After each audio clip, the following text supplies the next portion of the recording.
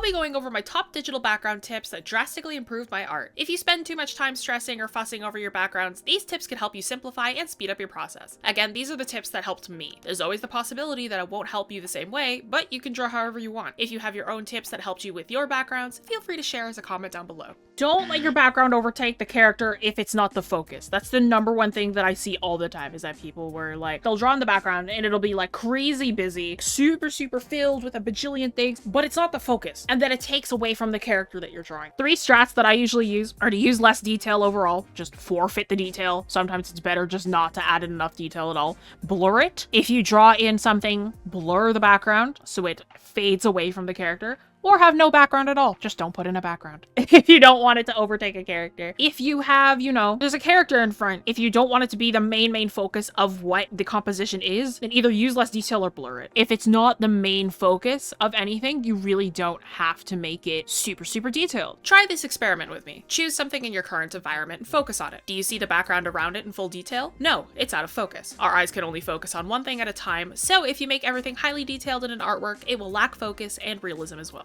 There's background in a good chunk of these pages. They're blurred. There's no detail on them. You can tell that it's a background. You can tell the setting. You can see what's happening, but it's not the forefront. It shouldn't be the forefront because it's going to take away from the characters if you know, the background is way too detailed, way too in there. So you got to make sure that you have your background not take over the main character focus. If the background is meant to be in focus, then you can have it have detail. Let's say that you do want the background to be in focus, right? With this one. So the background isn't super out of focus. It's not super in focus, but it doesn't take away from the main character in the front. Your eyes should lead to the main point of focus first. But at that point, if the background is part of the illustration, you want the people to pay attention to it, then you should add more detail to it after that. Say you have an establishing shot, you have a full background where you want like everything to be like super focused on, right? You can use line art for your backgrounds. In this example, I use accommodation, line art in the buildings in the foreground, and no lines with a blur in the background to help achieve depth. If you don't, then don't use any line art for your backgrounds. Have it fade into the background, just use colors only. And it'll fade nice and easily away and not take away from your character. Use less detail, blur it, or no background at all. Depth is done with your foreground, middle ground, and background. I just taught this. Let me pull out the lesson. This is from my art mentorship class. Your background, your midground, and your foreground are the 3 planes that you usually have on any kind of background. If you want to learn more about composition, I'll add a link to our video all about that, which you can watch about next.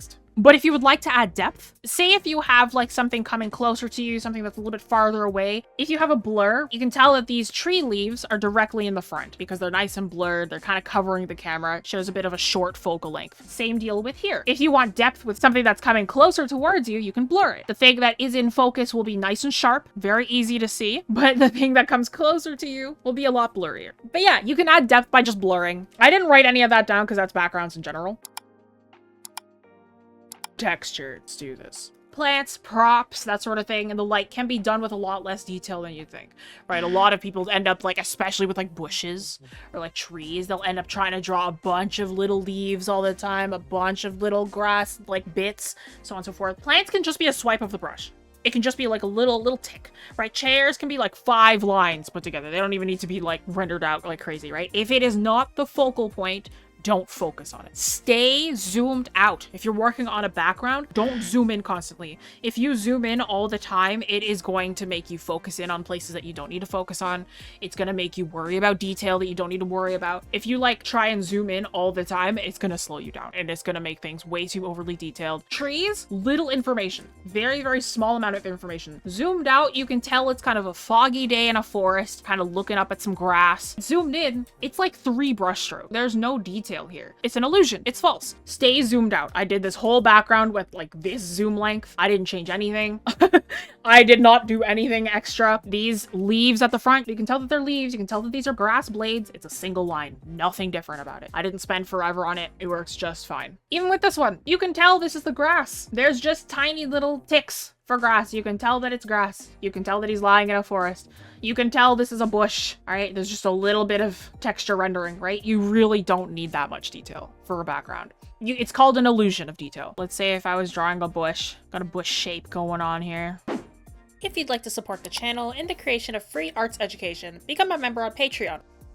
Let's say this bush is far in the background. I don't even need to worry about it. But I start to render it more and more. I'm like, oh, I need to make sure that every little leaf is kind of showing up, right? As I bring more and more things into the forefront. And I started with that blob, but now I want to add more things onto it. It's like, now I want to add on little individual leaves.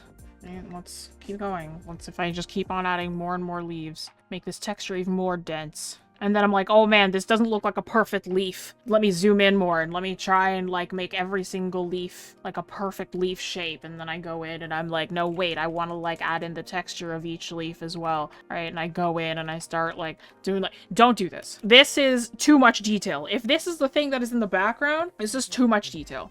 If you're in a forest and you have to do a bajillion of these guys, it looks good. Yes, it does. But if you have to do a bajillion of these guys, it's in your background, you're going to take forever. And it's also going to be too much texture density. If you want a nice bush that's in the background that just you won't have to worry about ever, you just draw in the general shape, draw in maybe like a bit of highlight, bit more highlight if you really want to. That's it. That's all you need. That's enough information. You need nothing more. You can get the point across with less. Don't burn yourself out just because you're trying to be a perfectionist. What if the area is a focus and not a character? Then you'd want to do something like this. Then you'd want to do something like this and I cannot help you. But if the character is a focus, then you can do that. But if the area is super expansive, let's say if you're doing a huge background piece and there's like a bajillion things around, like it's a huge zoom out, you still don't need to do this. Unless if you're really zoomed in on that bush, or that bush is your main focal point, then like you don't need to zoom in that much. Like you don't need this much detail. Unless if you're zoomed in on that bush, this is still fine. Even if your background is the focus, right? There's an artist that I really, really love. Her name is Nadia Kim. She's an amazing artist. She does a really, really good background art. The background is the focal point. There's a couple of characters here that you see first, but look at all these leaves. It's a single swipe of the brush. All of these in the background is a single swipe of the brush. Same with these grass. These leaves are directly in the front, so they have a lot of detail, right? But as it goes farther back here, it becomes less and less detailed as you go farther into the background. The less in your face it is, the less you need to worry about it. Join a virtual class to learn live from our professional artists. Get creative assignments, individual guidance, and real-time feedback on your artwork. Start today and level up your practice. If you learned something new, like and share this with a fellow art nerd. If you love receiving quality and free arts education, subscribe. Here's a couple other videos you can check out next.